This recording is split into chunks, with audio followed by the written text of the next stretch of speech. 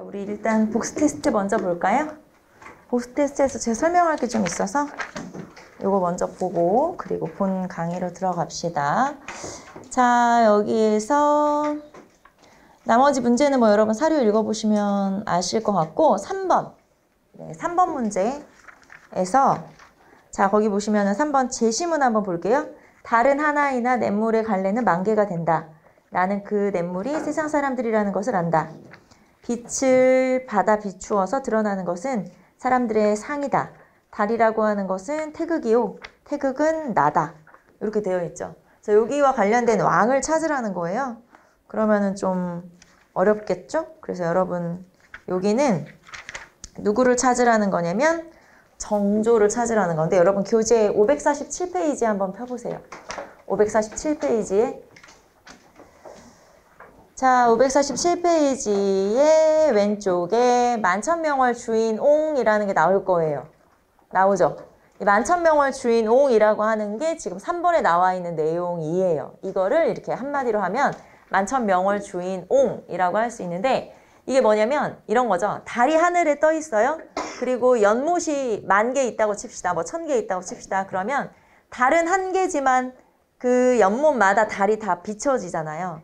그러면은 달은 10,000개가 있는 거나 마찬가지겠죠. 그러니까 한 명의 달은 왕이고 나 정조 그리고 이 냇물마다 말하자면 이 연못마다 서려 있는 것은 뭐 백성이라고 볼 수도 있겠죠. 그래서 내가 너희들 모두를 다 아우르고 있고 내려다보고 있다 라는 뜻이에요. 그러니까 내가 너희를 모두 아우르는 그런 초월적 존재가 그게 나다 이런 뜻이에요.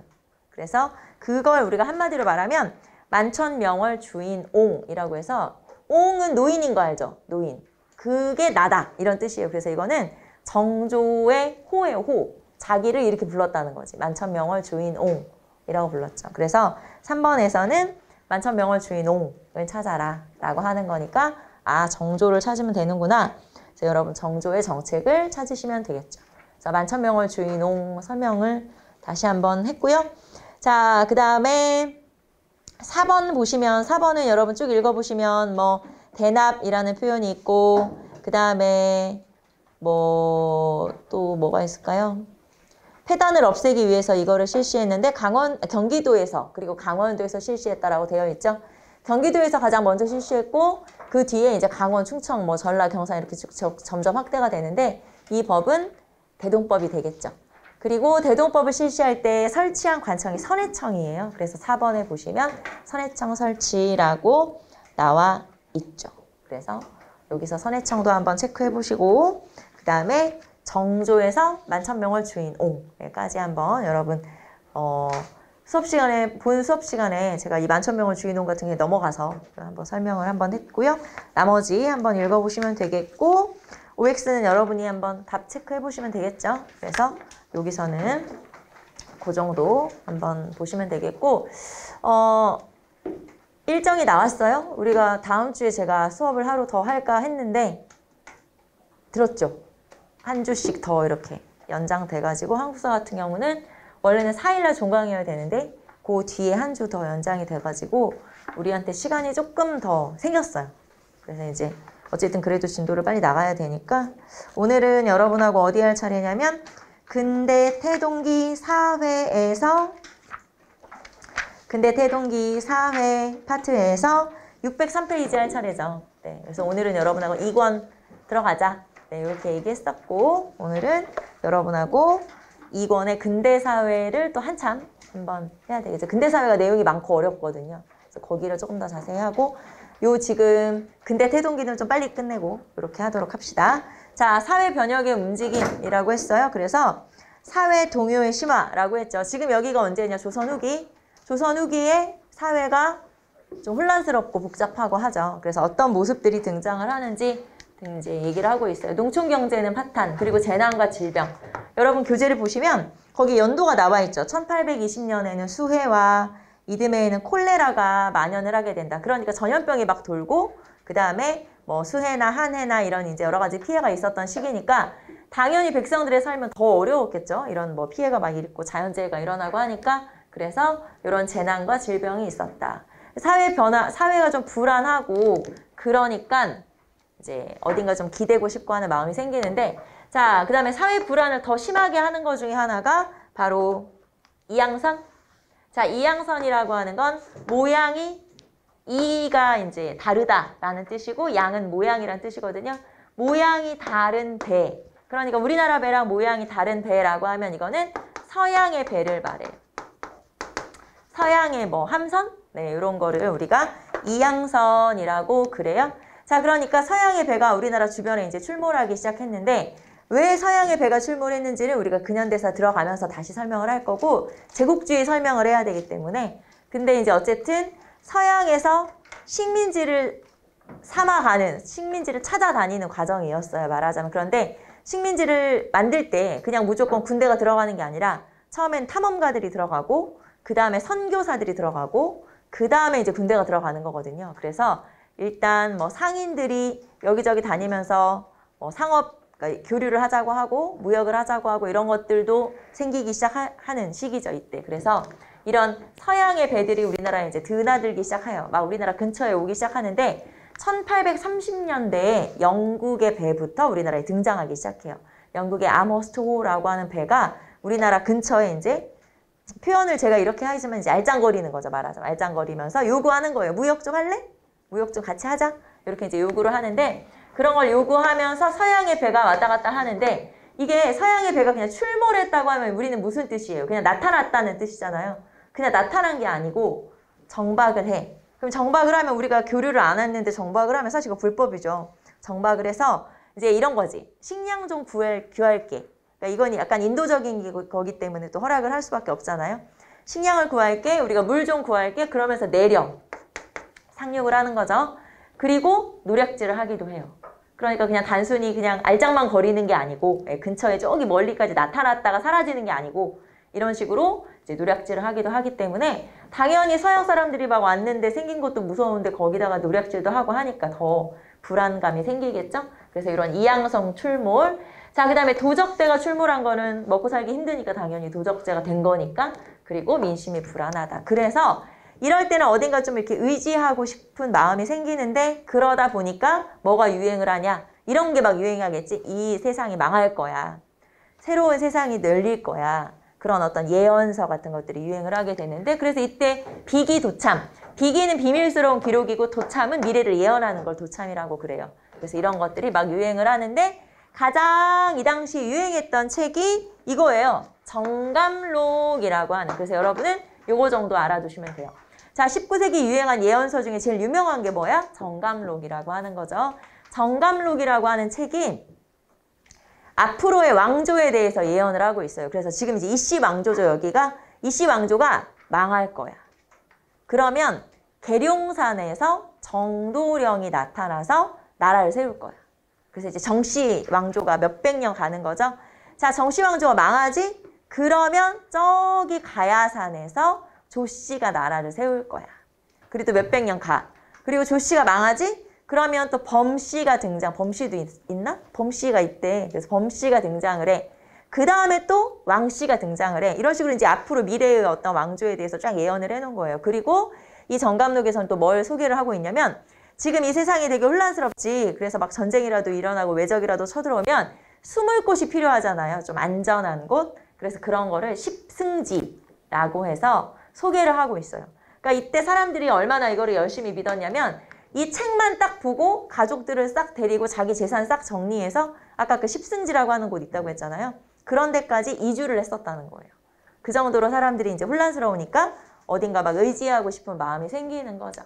자, 그 다음에 무격신앙이나 미륵신앙. 그러니까 무격신앙은 무당 믿는 거고, 그 다음에 미륵신앙은 미래에 우리를 구원하러 부처가 내려올 것이다. 그게 미륵불이죠. 그래서 이런 것들이 확산이 되면서 여기서 이제 또 이런 애들이 등장하죠. 왜 궁예가 내가 미륵이다 했던 것처럼 이때 이런 사람들이 등장을 해서 백성들을 이제 현혹시키는 거죠. 현혹시키는 그런 일들이 벌어지게 되는 거죠. 그래서 여기서는 여러분이 정감록 정도만 알아두시면 되겠네요. 정감록은 여러분 604페이지에 나와 있고요. 거기 나와 있는 사진이나 이런 건 뭐냐면, 거기에 뭐 예를 들면 고창 선운사의 도소람의 마애불이라고 써있는 그런 사진 보이죠? 이 마애불에 여러분 자세히 보시면은 이거 뭐디라고 해야 돼? 배꼽이라 그래야 돼? 실제로 배꼽이라고 하는데 이제 신체 비율상 배꼽이라기보다는 명치에 가까운 거기에 가슴 쪽에 조그만 아마 상자 같은 게 보일 거예요. 약간 보여? 이렇게 조그만 방 같은 게 있어요. 네모나게 있어? 그래서 뭐라고 전설이 전해지냐면 여기에 비기가 들어있다는 거예요. 비밀스러운 기록이 들어있어서 이거를 누가 열죠? 누가 꺼내지? 그러면 그때 나라가 망하는 거야. 새로운 세상이 막 열리는 거지. 그래서 실제로 이거를 꺼내본 사람이 있다. 이런 막 전설이 내려오기도 하는데 실제로 누가 꺼내봤다는 거예요. 그런데 이제 전설은 어떻게 내려오냐면 그걸 꺼냈어. 근데 거기에 딱 자기 이름이 써 있는 거야. 누구가 아무개가 꺼내볼 것이다. 뭐 그러면서 자기 이름이 써 있어서 너무 깜짝 놀라서 도로 닫았다. 뭐 이런 얘기도 있고 뭐 여러 가지 이제 전설인 거죠. 자, 그 다음에 거기 누워있는 부처는 와불이라고 하는데 이 와불이 일어나는 날 세상이 망한다. 이것도 다 이제 예언 같은 거죠. 그래서 이런 걸 이제 비기도참이라고 하는데 그러면 지금까지 우리가 봤던 이런 것들은 사실 종교다운 종교라고 할 수 없죠. 그래서 조금 더 종교다운 종교 같은 것들이 아무래도 유행을 하게 된다. 그래서 좀 더 종교다운 종교로 하나는 서양에서 들어온 거고 하나는 우리나라에서 생긴 거. 서양에서 들어온 건 천주교겠죠. 그래서 천주교가 우리나라의 전례가 돼요. 자, 17세기 청나라를 왔다 갔다 하는 사신들이 청나라에서 뭐 이제 책을 가지고 들어오고 하다 보니까 우리나라로 전파가 됐는데 처음에는 그냥 책인 줄 알았어요. 서양의 학문인 줄 알았지. 그래서 서학이라고 했어요. 아, 이게 성리학을 연구하는 데 도움이 될 거야. 그러면서 중국에서 책을 가지고 들어왔는데 읽어보니까 거기 뭐 이제 하나님이 나오고 막 천주님이 나오고 막 종교에 관한 내용이 나오고 하다 보니까 이거를 받아들인 사람들이 종교로 받아들이게 돼요. 그러니까 책을 읽고 믿게 된 거죠. 그래서 우리나라에서는 종교화 되는데 자, 언제 종교적으로 수용하냐면 18세기 후반에 17세기에 사신들이 책을 가지고 들어왔고 이 책이 천주실의라는 책이거든요. 천주실의라는 책이고 이 책을 이제 중국에서 이런 천주교와 관련된 것들을 정리한 책이에요. 해석하고 정리한 책인데 이 책을 가지고 들어왔어. 그래서 우리나라에서 18세기 후반에 이걸 이제 읽은 사람들 중에서 종교로 믿은 사람들이 등장을 하게 된 건데 대체적으로 누구냐면 남인들이에요. 그러면 주로 남인들이 많이 믿었던 이유는 남인들 같은 경우는 붕당의 변질 과정에서 밀려났어요. 몰락했어. 그러니까 이 사람들도 어디 뭔가 좀 의지할 데가 없어. 그러니까 제야학자인 거예요. 좋게 말하면 제야학자고 사실은 몰락 양반들인 거죠. 그래서 그 몰락 양반들이 자기들끼리 모여서 공부도 하고 하다 보니까 이런 서양의 학문들을 받아들이게 되고 그래서 나중에는 아예 종교로 믿게 된 거죠. 그래서 굉장히 특이한 케이스인데 보통 여러분 외국의 종교를 전파하려면 어떻게 해요? 우리나라에서도 막 외국에 선교활동도 가고 그러는 것처럼 원래는 선교사가 들어가서 포교를 하고 그러니까 원래 처음부터 종교를 막 강요하는 건 아니잖아요. 이제 사회 사업 같은 거 하죠. 고아원, 병원 뭐 이런 거 만들어주고 학교 같은 거 지어주고 같이 어울리면서 친분을 쌓고 그 다음에 이제 종교가 들어가는 거잖아요. 그래서 종교를 믿게 되는데 보통은 어딘가 다른 나라의 종교를 전파하면 그런 식의 어떤 단계를 거치는데 우리나라 같은 경우는 굉장히 특이한 게 지들이 책을 가지고 들어가더니 갑자기 믿기 시작했어. 그리고 오히려 세례를 받으러 온 거예요. 그 세례를 받아가지고 갔어. 그래가지고 막 나라에서는 못 믿게 하는데 자기들끼리 막 싸우고 막 죽고 그러더니 종교가 정착을 한 거야. 굉장히 특이한 케이스인 거예요. 전 세계에서 이렇게 스스로 종교가 어떻게 보면 자생한 거나 마찬가지잖아요. 이런 케이스가 몇 나라 안 돼요. 되게 특이한데 우리나라는 그런 식으로 받아들인 거죠. 천주교. 되게 특이한 거죠. 자, 그래서 포교. 포교는 주로 이런 지역들을 중심으로 이루어지는데 서울. 그러니까 이런 거예요. 서울, 내포, 전주인데 이게 다 보면 서해안 쪽에 있거든요. 서울에서 박해를 받아. 그러면 내려가. 서해안을 따라서 내려가. 그게 내포. 내포는 지금으로 하면 예산, 아산 그 지역이에요. 지금은 옛날에는 이제 아산, 예산이라고 했고 지금은 내포 신도시가 따로 있거든요. 그래서 그 이제 아산, 예산 뭐 이쪽이고 그 다음에 여기서 박해를 받아. 그럼 또 서해안을 따라서 내려가. 어디로 내려가? 전주로 내려가. 그래서 이렇게 서해안을 따라서 내려가다 보니까 이런 지역들에서 천주교 성지들이 만들어지니까 여기서 많이 사람들이 죽었다는 얘기지. 천주교를 믿다가. 그래서 이런 지역 등에서 주로 포교 활동이 이루어지게 되고요. 자, 그 다음에 이제 우선 이 사람들 이름 정도는 한번 알아둬야 되겠죠. 우리나라에서 최초로 세례를 받은 사람이에요. 세례. 최초로 영세, 말하자면 세례를 받은 사람이 이승훈이라는 사람이죠. 이 사람은 사절단을 따라서 청나라로 갔다가 청나라의 이제 주교를 만나서 그 사람으로부터 세례를 받고 돌아왔죠. 그래서 우리나라에 처음으로, 그러니까 원래는 신부가 들어와서 포교를 해야 되는데 우리나라 같은 경우는 스스로 세례를 받으러 가서 세례를 받아와서 이제 천주교회라는 게 생긴 거죠. 천주교회는 지금으로 하면 성당이죠. 당연히 천주교가 성당이니까. 자, 그 다음에 처음으로 교회가 생겼는데 이제 명리동교회라고 해서 김범우라는 사람의 집이 이제 최초의 어떤 집회 장소였다고 보시면 되겠죠. 그래서 최초의 교회라고 썼지만 사실은 성당이라는 거 천주교 알죠? 천주교랑 기독교. 천주교는 지금의 성당이고 기독교는 지금의 교회고 당연히 여러분 다 구별하실 거예요. 근데 이제 우리는 그냥 이거를 포용해서 같이 그냥 통용해서 쓰니까. 자, 어쨌든 이승훈이라는 사람 이름 정도 기억하시고 남인들이 주로 믿었다는 거 기억하시면 되겠죠. 자, 그런데 이 천주교를 나라에서는 좋게 보진 않았겠죠, 당연히. 그래서 탄압을 하게 되는데 탄압의 계기가 이거예요.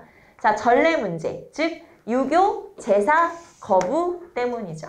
자, 천주교에서는 왜 그런 거 있잖아요. 하나님은 유일신이니까 유일신 앞에서 다른 신을 믿으면 안 된다. 10계명의 첫 번째가 바로 우상 숭배를 하지 말아라. 그런데 우리나라 같은 경우는 조상신에 대해서 제사를 지내는데 그게 어떤 측면으로 보면 우상 숭배나 마찬가지였으니까 제사를 거부하게 된 거고, 제사의식을 거부한다는 거, 유교를 거부한다는 거고, 그러면은 이거는 어떤 나라의 체제를 다 흔드는 일이기 때문에 당연히 나라에서는 탄압할 수밖에 없었고, 그 다음에 평등사상. 신분제 국가에서 평등사상 주장하면 당연히 이건 반란인 거죠. 이거는 당연히 탄압을 받아야 되죠. 그래서 이런 것들 때문에 결국에는 탄압을 받게 되고, 이게 이제 대대적인 탄압은 아니더라도 규제를 하기 시작해요. 그래서 몇 번 걸려. 이게 이제 추조적발 사건이라든가 반회 사건 같은 것들은 예를 들면 이런 거죠. 성경 공부하다가 추조가 뭐냐면 추조가 지금의 형조, 그러니까 우리 이때로 하면 형조예요. 그러니까 지금으로 하면 자기들끼리 모여서 성경 공부하고 예배 보고 하다가 경찰한테 잡힌 거야. 쉽게 말하면 걸린 거야. 그게 바로 추조적발 사건. 또는 반회 사건은 역시 성경 공부하다가 걸린 거지. 그래서 이런 이제 성경 공부하다 걸리고 천주교를 믿다 걸리고 했기 때문에 천주교를 사교로 규정하죠. 사악한 종교로 규정을 하고 천주교 서적을 불태운다든가 천주교를 이제 믿지 말아라 선포를 한다든가, 이때까지는 아직까지 아예 대대적인 탄압은 죽이진 않았지. 쉽게 말하면 죽이진 않았는데 이제 그 뒤로 대대적인 박해가 등장을 하게 되죠. 자, 여기서 여러분이 요거 탄압을 받은 이유가 뭐지? 유교 제사 의식 거부 때문에. 그게 이제 전례 문제라고 표현을 한 거예요. 유교 제사 의식 거부 때문이다. 자, 그러면 이제 대대적인 천주교 박해가 등장하는데 그게 606페이지에 대대적인 천주교 박해. 자, 천주교 박해는 여러분 교재에 나온 것처럼 꽤 여러 번 등장하는데 이 중에서 우리가 좀 기억해야 되고 외워야 되는 박해가 몇 개 있어요. 첫 번째, 신해 박해. 자, 이제 여기서는 여러분이 뭘 구별하시면 되냐면 어느 왕인지도 한번 체크해 보시고, 자, 신해 박해는 정조 때 있었죠. 자, 진산 사건이라고도 하고 신주 소각 사건이라고도 해요. 자, 진산 사건이라고도 하고 신주 소각 사건이라고도 하죠. 진산이 지금으로 하면 전라도 진안과 충청도 금산이에요. 그래서 예전에는 거기가 그냥 한 동네였어. 다 똑같이 전라도였는데 그때는 이제 지금은 충청도랑 나눠졌죠. 자, 전라도 진산이라는 지역에서 윤지충이라는 사람이 있었어요. 그런데 윤지충의 어머니가 돌아가셨어요. 그런데 윤지충이랑 어머니랑 둘 다 천주교 신자야. 그러니까 이 천주교 신자인 어머니가 이제 돌아가시면서 유언을 뭐라고 남겼냐면 내 제사 지내지 말고 신주도 불태워버려라. 이렇게 이제 유언을 남긴 거지. 그러니까 그게 천주교식인 거예요, 말하자면. 그런데 우리나라에서 부모 제사를 지내지 않고 위패 알죠? 이렇게 제사 지낼 때 이렇게 이렇게 조그맣게 놓는 거 있잖아요. 앞에다가 막 글씨 써 있고. 그런 위패를 이제 조상의 영혼이 깃들어 있다고 생각하는 거예요. 그런데 그거를 불태워버린 사건이 벌어졌어요.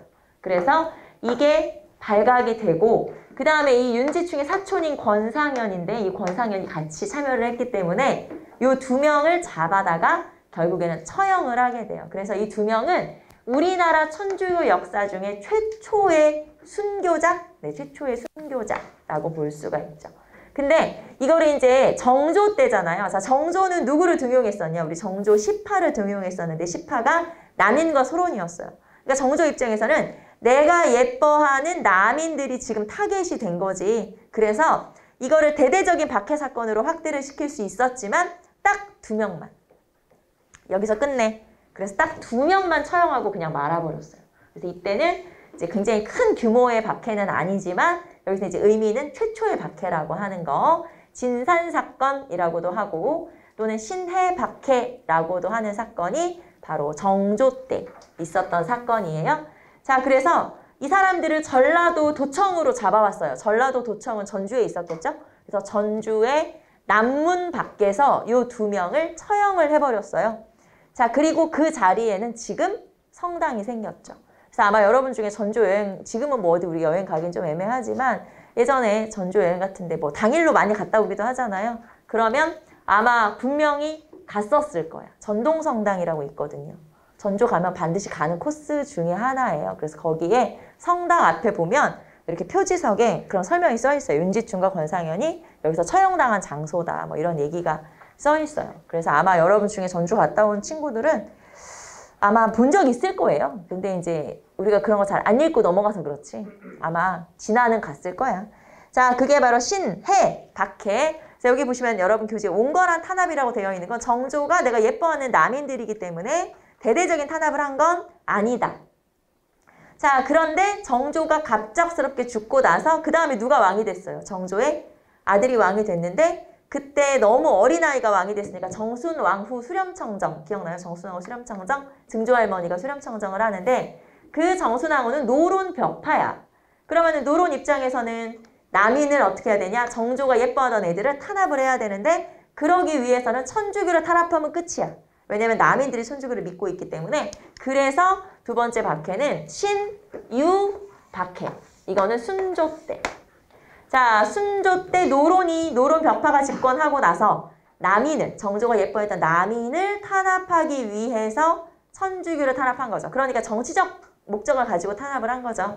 이게 바로 신유박해. 신유박해. 자, 이 신유박해로 아까 우리 최초의 세례받은 사람 누구? 이승훈. 그리고 정약용 알죠? 되게 유명한 학자인 정조가 예뻐했던 정약용의 형인 정약동. 그리고 이때 청나라의 신부가 우리나라에 들어와서 포교활동을 하고 있었어요. 주문모 신부라고 하는 신부. 이런 사람들이 이때 다 처형을 당해요. 이런 사람들이 전부 다 처형을 당하고 이때 정약용은 잡혀. 왜냐면 천주교 신자니까. 근데 죽이진 않아. 이제 쉽게 말하면 좀 표현은 좀 그렇긴 하지만 이제 배교를 하죠. 그래서 살아나 목숨을 건져. 그래서 결국에는 정약용은 이때 그냥 귀양만 가게 되고 정약용의 형은 하나 죽게 되고 그게 바로 신유박해고 이렇게 대대적인 박해가 일어나니까 이거에 대한 얘기들을 이제 황사영이라고 하는 사람이 하얀색 비단에다가 쫙 적어서 청나라에 있는 천주교 신부에게 보내려고 주교에게 보내려고 했다가 걸린 사건이 있어요. 그래서 요 신유박해랑 관련 있는 사건이 뭐냐 물어보면 황사영 백서 사건. 황사영이란 사람이 백서, 하얀 비단에다가 요런 이제 우리가 박해받은 내용들 이런 것들을 착 적어서 주교에게, 서양인 주교에게, 주교에게 알리려고 했던 사건. 근데 이게 단순히 알리려고 한 게 아니고 사실은 거기서 좀 더 나갔지. 우리 이렇게 탄압받고 있으니까 빨리 우리 도와달라. 조선으로 빨리 와달라. 이런 거니까 어떻게 보면 이제 외교적으로도 조금 문제가 될 뻔했죠. 자, 어쨌든 그게 바로 황사영 백서 사건이고 여러분은 황사영 백서 사건이랑 무슨 박해랑 관련이 있다? 신유박해랑 관련이 있다. 요거 연결시키는 거. 네, 그게 중요하죠. 자, 그래서 순조 때 있었던 박해. 자, 그 다음 봅시다. 조선 교구가 설치가 돼요. 교구라는 건 이제 아예 교단이 설치가 된 거기 때문에 좀 더 종교로서 자리 잡았다고 생각하시면 돼요. 그래서 조선 교구가 생기게 되는데 이런 조선 교구를 성립할 수 있도록 힘을 쓴 사람이 있겠죠. 요구를 막 하고 그게 바로 정하상이라는 사람인데 정하상은 누구냐면 아까 우리 신유박해에서 처형당한 정약종이라는 정약용의 형이 있었죠. 그 아들. 그러니까 정약용의 조카가 되겠죠. 그래서 요 정하상 등의 노력으로 이런 교구가 생기고 그리고 교구가 생겼기 때문에 이제 프랑스에서 그 선교사들이 아예 우리나라로 배치가 돼요. 그러니까 선교사들을 보내달라고 했고 선교사들이 직접 우리나라에 들어오죠. 물론 몰래 들어온 거지. 그거는 이제 비밀리에 들어와서 우리나라에서 활동을 하고 있었어요. 자, 그래서 이런 서양 선교사들이 직접 와서 포교를 하고 있는 중이다. 자, 그러다가 기해박해가 드디어 일어나게 되죠. 그게 바로 헌종 때. 자, 이때 여기 보시면 아까 노론 벽파의 탄압이라고 했는데 이때 정순왕후 수렴청정기였기 때문에 천주교를 좀 세게 탄압했죠. 노론 벽파가 정권을 차지했으니까. 그런데 정순왕후 죽고 나서 안동 김씨 세도 정치기 기억나죠? 자, 이 노론 벽파는 정순왕후의 수렴청정이 있었기 때문에 이때 좀 더 박해를 심하게 했던 거고, 요 시기가 한 5년 정도 있다가 지나고 나서 그 다음에 뭐가 됐냐면 안동 김씨 세도 정치기. 지금 순조 얘기하고 있는 거예요. 안동 김씨 세도 정치기가 등장을 하게 되고, 요 시기에는 천주교에 대한 박해가 좀 완화되는 시기예요. 쉽게 말하면 안동 김씨는 천주교를 심하게 박해하지 않았다는 얘기예요. 그냥 내버려둬. 묵인이라고 하죠. 그냥 뭐 믿든지 말든지 내버려 둔 거야. 그래서 이때 천주교가 더 많이 퍼지게 되고, 그러면서 교구도 막 생기고 하다가 그 다음에 헌종 때 집권한 세력이 누구? 세도 가문으로 하면 풍양조씨. 풍양조씨는 천주교를 좀 세게 탄압한 세력인 거예요. 말하자면. 그래서 이 사람들이 정권을 차지했을 때 이때 이제 노론 벽파와 연계를 해서 천주교를 탄압을 하는데, 우리나라에 들어왔던 프랑스 신부들, 아까 우리 교구가 성립되고 프랑스 신부가 들어와 있었잖아요. 그 프랑스 신부들 중에서 한 두세 명이 처형을 당해요. 이때. 그래서 이렇게 처형을 당하면서 아까 정하상이라고 하는 사람도 이때 처형을 당하는데, 정하상이 처형을 당하기 전에 상소를 올려요. 뭐라고 상소 올리냐? 왜 우리 천주교를 탄압하십니까? 이러면서 상소를 올리는데, 그게 여러분 교재 607페이지에 나와 있는 상제상서라고 하는 사료예요. 그래서 여기에서 천주교를 비호하는, 변호하는 이런 이제 상소를 올리기도 하지만 결국 처형을 당하죠. 자, 그리고 나서 한 번 더 박해가 있어요. 그게 바로 헌종 때 병호박해. 자, 이때는 김대건 신부라고 하는 사람을 잡아서 처형하게 되는데, 이 김대건은 누구냐? 우리나라 최초의 신부예요. 자, 앞에서 우리나라 최초의 세례자는 누구였어요? 세례자. 영세받고 돌아온 이승훈. 그 다음에 우리나라 최초의 신부는 누구냐? 김대건. 그래서 김대건이라는 사람이 우리나라에 들어와서 이제 활동을 하면서 이제 신부가 되고 들어와서 활동을 하면서 어디서 주로 활동했냐면 솔매라고 하는 지역에서 활동을 하는데, 그게 아까 말했던 뭐 예산 그쪽이죠. 내포 그 근처예요. 그래서 그 충청도 지역에서 활동을 하고 있다가 이제 서양 선교사들과 뭐 이렇게 접촉도 하고 이렇게 하려고 하다가 이제 잡히죠. 그래서 결국에는 이 사람과 이 사람의 가족들이 다 처형을 당하게 되는, 그게 바로 이제 요 김대건 신부. 자, 그리고 나서 지금 여러분 교재에는 안 나와 있지만 한 번 더 있어요. 맨 마지막에 나와 있네. 병인박해. 맨 마지막에 병인박해. 요거는 우리가 근현대사 들어가서 다시 할 거거든요. 고종 때 있었던 박해 사건이에요. 그래서 요런 박해들이 등장을 했고, 시험은 여기 지금 체크되어 있는 거 딱 보니까 알겠죠? 신해, 신유 요 두 개가 가장 시험에는 잘 나오니까 알아두시면 되겠습니다. 황상 백서 사건까지 같이 체크를 한번 해주세요. 자, 그러면 천주교는 이렇게 이제 교세가 막 확장이 되고 있는 상황에서, 그러면 이거는 아무래도 서양에서 들어온 거죠. 그러니까 약간 거부감이 있을 수도 있잖아. 서양에서 들어왔으니까. 그래서 우리나라에서 생긴 종교를 또 원하는 사람들이 있잖아요. 특히 농민들이나 이런 사람들. 그게 바로 동학이지. 자, 동학 봅시다. 동학은 누가? 최재우가.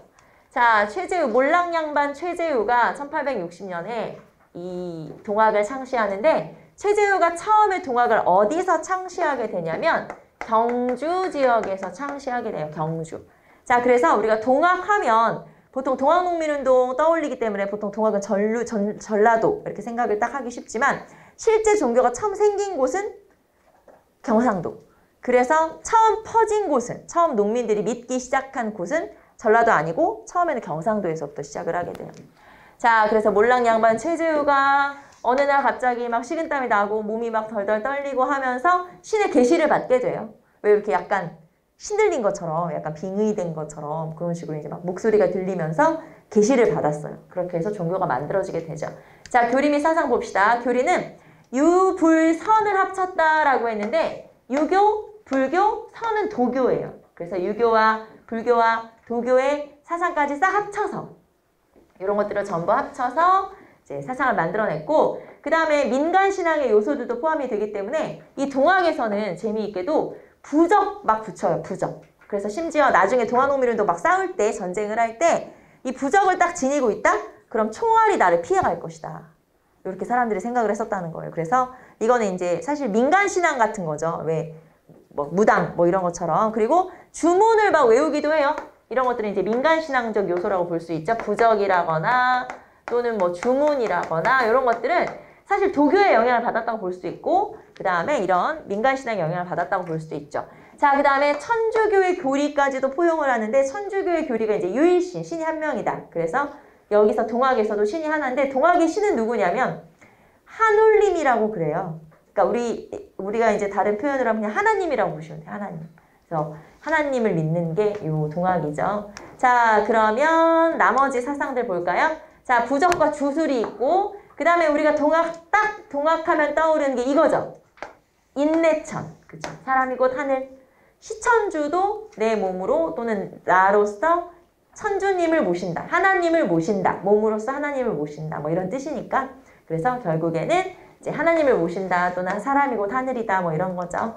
자, 그 다음에 광제창생 사인여천 후천개벽 보구간민 나와 있는데, 자, 거기 이제 여러분 교재에 보시면 뜻이 하나하나 나와 있어요. 우리는 이런 거 나오면 동학이구나 이렇게 생각하시면 되는데, 뭐 평등 사상을 나타낸다거나, 그 다음에 뭐 후천개벽 같은 경우는 뭐 새 세상이 열릴 거라거나, 자, 뭐 이런 여러 가지 이론들을 담고 있어서 동학이라는 거 사실 단순히 그냥 딱 종교라기보다는 약간은 사회운동적인, 예를 들면 새 세상이 열리고 백성을 보호한다. 이거는 사실 뭐 종교라기보다는 이제 사회운동적인 성향도 가지고 있죠. 자, 그러면 이런 동학을 또 나라에서는 또 탄압을 했다는 거예요. 최재우를 죽이죠. 처형을 하는데 뭐라고 하면서 처형하냐면 혹세무민. 혹세무민이라는 게, 자, 백성을 미혹해서 세상을 어지럽힌다. 그러니까 백성 꼬셔서 세상을 어지럽히려고 한다, 네가. 그래서 잡아다 죽이게 되죠. 자, 그럼 최재우가 죽고 나서 2대 교주가 된 사람 누구? 2대 교주. 최시형이라는 사람이에요. 자, 2대 교주가 된 사람은 최시형이라는 사람인데, 요게 최시형.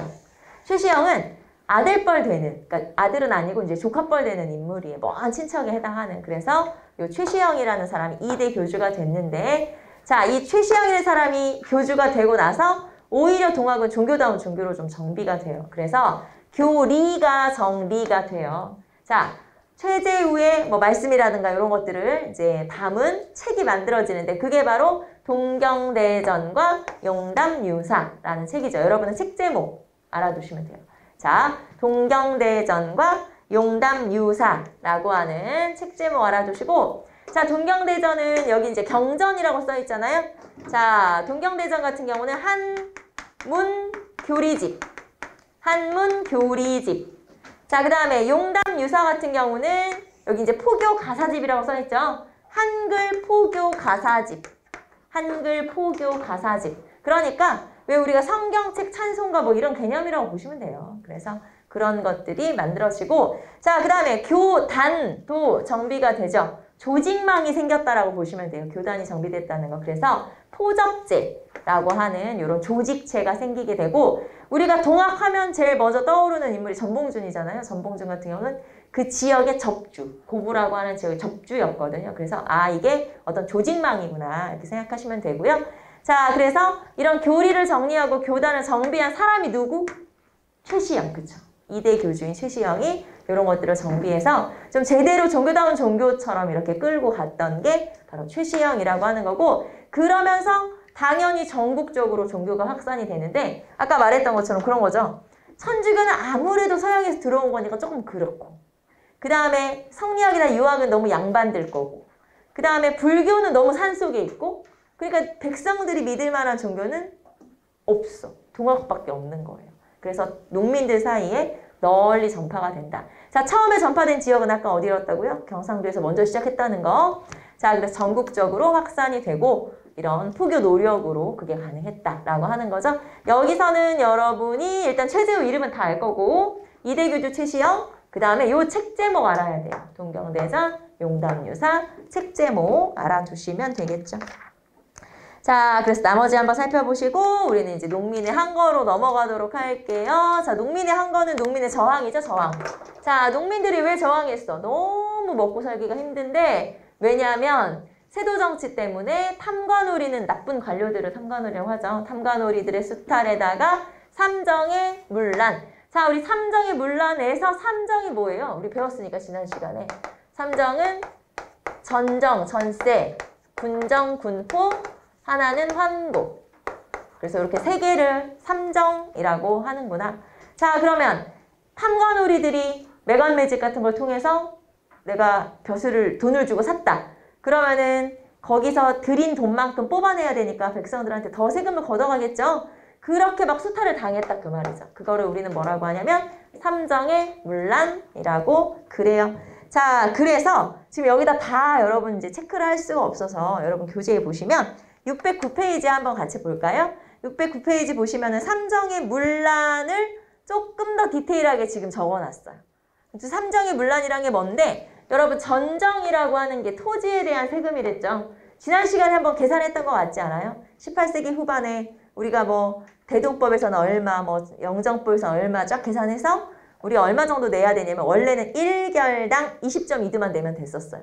그런데 20.2드만 세금을 걷어가는 게 아니라 나중에는 심지어 세금이 100두 뭐 이렇게 몇 배, 한 5배도 되는 거죠. 그래서 그 정도로 막 몇 배씩 걷어가는데 그런 걸 이제 우리는 폐단이라고 하잖아요. 문제점이라고 하는데 그거를 조금 더 구체적으로 여기 이제 표시를 해놓은 거, 표현을 해놓은 거예요. 여러분 교재에 보시면은 자, 원래는 20.2드만 내면 되는데 진결, 은결, 도결, 백지징세 이렇게 해서 이렇게 이제 비리가 많더라. 이게 다 비리, 문란 이런 거라고 보시면 되는데 이 중에서 아예 이게 원래는 문란상인데 제도로 자리 잡은 게 있어요. 예를 들면 이런 거랑 여러분 이해를 한번 해보시면 되겠죠. 제가 여러분이 살고 있는 마을에 내가 수령이야, 수령.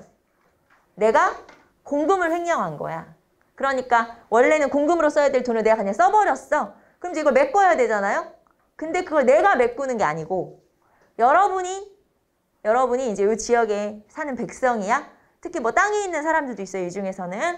그러면 제가 여러분한테 여러분의 토지에 내가 내야 되는 세금을 이제 n분의 1로 나누어서 여러분한테 일괄 부과하는 거예요. 무슨 말인지 알겠죠? 요걸 도결이라고 그래요. 그래서 여러분 교재에 도결이라고 나와 있죠? 자, 거기 볼게요. 사적으로 이용한 공금 보충을 위해서 정액 이상 징세를 하는데 대체적으로 토지에 징세를 했었고 토지에 징세를 하니까 여기 지금 여러분 중에서는 양반도 있고 뭐 평민도 있고 섞여 있을 거 아니에요? 전혀 신분에 상관없이 세금은 다 똑같이 내야 되니까 오히려 좀 표현이 좀 그렇지만 오히려 더 평등한 약간 느낌적 느낌? 그러니까 이거 원래 평등은 아니죠. 그리고 수탈이니까. 근데 이게 나중에는 너무 일반화돼서 마치 제도처럼 자리 잡아요. 그러니까 도결은 원래 세금의 문란상인데 세금의 문제점인데 나중에는 그냥 의례 그 지역의 수령이 공금 횡령해서 그거를 여러분이 메꿔내야 되는데 그냥 아예 세금처럼 이렇게 돼버려요. 그런 걸 도결이라고 하죠. 그래서 이 중에서는 여러분이 이거 다 외울 필요 없어요. 그냥 우리는 도결이 전정의 문제점이었구나 정도. 도결 정도만 여러분 알아두시고 자, 그 다음에 군정의 문란 볼게요. 자, 군정의 문란은 자, 우리가 원래는 군포를 한 필 내면 되고 그 다음에 뭐 땅에 있는 사람은 결작이라든가 이런 거 보충하면 되는데 여기에서는 지금 족징, 인징, 황구첨정, 백골지포, 강연체, 마감체 이렇게 돼 있죠. 특히 거기 체크되어 있는 자, 황구첨정이나 백골징포 정도는 여러분이 그냥 이건 뭐만 알아두면 되냐면 이게 의미보다는 백골징포? 이거는 군정의 문란이구나. 황구첨정? 이거 군정의 문란이야. 이런 식으로 어떤 종류의 문란인지를 체크하시면 돼요. 제 말이 이해되나요? 시험에 백골징포가 뭐냐? 그런 거 시험에 잘 안 나와요. 백골징포가 뭐가 문제점이 되는 거냐? 뭐의 문란상이냐? 이렇게 물어보기 때문에 요 의미보다는 이게 어떤 문란상이구나. 백골징포는 그냥 한자 쭉 표현해보면 백골. 이미 죽은 사람한테도 군포를 내라고 했다. 그 다음에 황구라는 건 어린아이의 입이란 뜻이 그러니까 노란 입이라는 뜻인데 그게 어린아이를 뜻하는 표현이에요. 그러니까 원래는 군대를 16에서 60세까지 가야 되는 거죠. 16세 이상이 돼야 군포를 내야 되는데 아직 16세도 안 된 어린아이에게도 군포를 내라고 한다. 그런 뜻이에요. 그래서 이렇게. 그 다음에 인징, 족징은 자, 우리 집이 도망갔어. 우리 것까지 옆집이 내야 돼. 인징, 이웃이 내야 돼. 그 다음에 우리 집이 도망갔어? 그러면 우리 거를 우리 마을에 있는 친척이 내야 돼? 족징. 뭐 이런 뜻이에요. 그래서 이런 것들은 전부 다 뭐의 문제점? 군정의 문제점. 알겠죠? 자, 그 다음에 황곡의 문제점은 뭐가 되게 많아요. 이거는 외울 필요 없어. 너무 많아서. 그래서 그냥 한번 제목만 읽어볼게요. 늑대, 반작, 가분, 허류, 탄정, 분석, 입본 등등 이런 것들. 시험에 입본이 뭐냐 이런 문제 없으니까 여러분 이거 다 구체적으로 외울 필요는 없다는 거 알겠죠? 그래서 여기서는 도결, 황구첨정, 그 다음에 아까 뭐였어? 백골징포? 이 정도 기억하시면 돼요.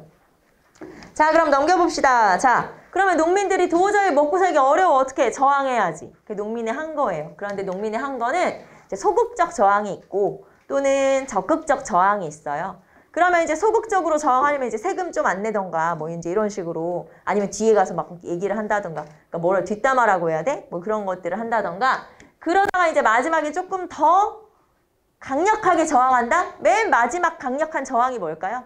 밀란이야. 이제 다 들고 일어나는 거야. 그래서 이런 저항들이 등장을 하고 그러면 이 저항 중에서 대표적인 게 요거라는 거예요. 여러분은 이 두 가지를 알아두시면 되고 시험에는 이 두 개가 나오는 거니까. 자, 그러면 첫 번째 홍경래의 난부터 봅시다. 자, 누가 홍경래를 비롯한 이 지역 사람들이 이제 중심이 된 거죠. 자, 그래서 원인은 뭐냐면 자, 19세기 세도정치 시기에 밀란이 일어났어. 일단 원인은 무조건 뭘까요? 탐관오리의 수탈, 삼정의 문란, 이건 당연한 거야. 근데 여기에 홍경래의 난 같은 경우는 하나가 더 있는 거예요, 원인이. 그 하나 더 원인이 뭐냐? 이거예요. 서북지방에 대한 차별대우 때문에. 그러니까 탐관오리의 수탈, 삼정의 문란, 그건 기본이고 당연히 기본이고 플러스 서북지방에 대한 차별대우 때문에. 서북지방은 어디냐면 평안도 지방이라고 해도 되고 관서지방이라고 해도 되고 서북지방이라고 해도 되고 자, 그럼 이거 어디냐? 자, 지도가 이렇게 있다고 칩시다. 지도가 너무나 지도가 이렇게 있다고 치면은 여기가 평안도예요. 여기가 평안도. 그래서 평안도 지역이 이제 왜 익류 지역이기도 하죠. 여기가 평안도. 여기 평안도 함경도인데 요 평안도. 자, 평안도 같은 경우는 사실 여기에 산맥이 엄청 많아요. 그래서 산지가 많아. 그러니까 농사가 발달을 잘 못했던 지역이고 일찍부터 상업이 발달했던 지역이에요. 그런데 조선시대는 상업을 좀 천시받지 않아요? 농업을 좀 중시하고 그러다 보니까 아무래도 조금 천시받기 시작했던 천대받았던 지역이기도 하고 자, 그런데 이 지역에 이제 경제가 성장하기 시작하고 광산이 막 등장을 하고 하면서 상업이 발달을 하기 시작하니까 이 상업 발달을 세도 가문이나 뭐 이런 사람들이 어떻게 하겠어요? 이제 수탈을 하겠죠. 뺏고 싶은 거야. 거기서 돈을 많이 벌고 하니까. 그래서 그런 식으로 수탈을 당하다가 그리고 이 지방의 차별 대우를 받기도 하고 그래서 서북지방 같은 경우는 어느 정도 차별 대우를 받았냐면 일반 노비들도 평안도 사람은 좀 무시하더라. 노비들까지 나를 무시하더라. 그러니까 당연히 반발이 있을 수밖에 없고 자, 그래서 이런 서북지방에 대한 차별 대우에다가 삼정의 문란이라든가 이런 것 때문에 결국에는 몰랑 양반이었던 홍경래라는 사람을 중심으로 해서 밀란을 준비하게 돼요. 자, 그러면 주도, 홍경래, 우군칙 뭐 이런 사람들이 중심이 돼서 자, 누가 참여했냐면 농민, 중소상인, 광산 노동자 등이 참여하는데 보통 상인들 같은 경우는 이런 데 참여 안 하거든요, 잘. 근데 상인들까지 참여했다는 건 이 지역의 상권까지도 세도 가문이 장악을 해버렸기 때문에 그래요. 그러니까 수탈을 당한 거야. 너무 억울한 거지. 그래서 이런 상인들, 광산 노동자 이런 사람들이 참여를 하게 되고 이게 보통 밀란은 그런 거잖아요. 오늘 내가 너무 먹고 살기 힘들어. 야, 내일 모이자. 내일 모여서 다 들고 일어나자. 그게 아니고 홍경래의 난은 오래전부터 준비를 했어요. 그래서 미리 병장기를 사서 모으고 미리 준비를 하고 대비를 하고 이렇게 뭔가 계획이 있었어. 그래서 그런 계획 하에 반란을 일으키게 되죠. 자, 그럼 이제 여기서는 이거 봅시다. 가산에서 처음으로 봉기가 일어났고 청천강 이 북지역을 약 5개월 정도 장악을 하게 되는데 청천강 이 북지역이 어디냐? 여러분 611페이지에 지도가 나와 있죠? 요 지역, 요 지금 지도. 자, 지도를 제가 다시 한번 그려보면 자, 이 청천강 이북 지역이 어디냐면 요 지역이에요, 요 지역. 지금 제가 체크한 요 지역이죠. 여러분 교재에 나와 있는 요 지역. 자, 요 지역이 예전에 우리 역사상 우리가 지금까지 배웠던 시대를 한번 쭉 거슬러 보면 예전에 여기에 뭐가 있었냐면은 여기가 강동육주. 기억나요? 고려시대 서희의 단판 강동육주. 기억나죠? 그 지역이 여기야. 똑같은 지역이야. 자, 만약에 실제로 그런 문제가 출제된 적도 있었는데 만약에 이 지역에서 예전에 있었던 사건으로 옳은 것을 골라라. 그럼 강동육주의 뜻 이렇게 또 생각을 하시면 되겠죠.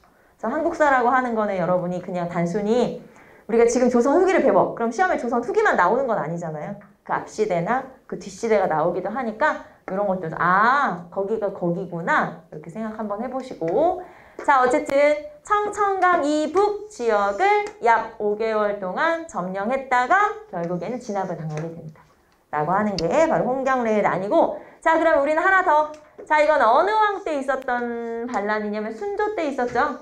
순조면 3대 60여 년의 세도정치 중에서 주로 앞부분인 거예요. 그래서 이제 막 농민봉기가 시작되는 시기. 말하자면 이제 막 시작되는 시기고 자, 그 다음에 임술농민봉기라고 되어 있죠? 자, 이거는 1862년이니까 거의 지금 세도정치가 끝나갈 때쯤. 세도정치가 언제 끝나냐면 고종이 왕이 되면서 이제 흥선대원군 집권하면 끝나잖아요. 흥선대원군 집권이 63년이에요. 1863년. 이게 이제 거의 세도정치 마무리 단계다. 자, 그러면 밀란이 막 여기저기서 일어나는데 밀란은 순조 때가 심할까요? 많이 일어났을까요? 철종 때 많이 일어났을까요?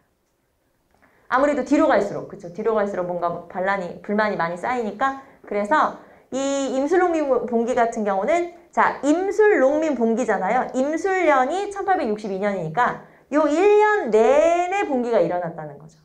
그래서 전국적이고 대대적인 봉기. 그래서 이거를 이제 임술농민봉기라고 하는 거고요.